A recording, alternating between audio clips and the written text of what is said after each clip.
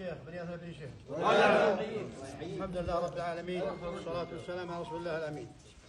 نسأل الله جل في علاه يديم على هذه البلاد أمنها واستقرارها وولاة أمرها. على كل حال بلغنا نداء الشيخ فهد بالعسبري بشأن ما حصل على الشاب تركي بن علي الشهري وتحمله مبلغ دية. نسأل الله سبحانه وتعالى يقضي عنا وعنه وعن كل مسلم، إنه على كل شيء قدير.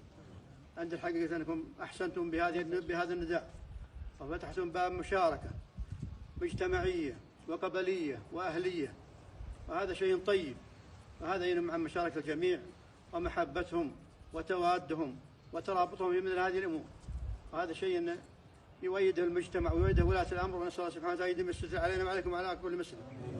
على كل حال بناء على ما حصل وسمعنا حضرنا مشاركين الموجودين من آل الشيخ معنا مشاركة في العطاء 71,000 مؤمنة على حساب الأمارة على حساب الدية.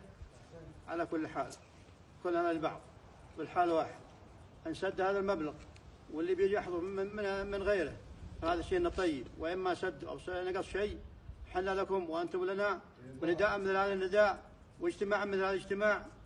وصلى الله وسلم على نبينا محمد. أخوكم محمد بن سعد بن عثمان خادم آل الشيخ ونائبهم، خادم آل الشيخ ونائبهم سلامة. الشيخ محمد بن عثمان ونعم.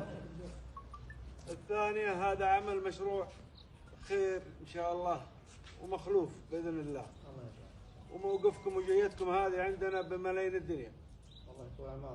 الله يكتب أجركم ويكثر خيركم، ولا هو غريب عليكم اللي سويتوه. اقلطوا الله حين. بيض الله وجهك يا مرحبا.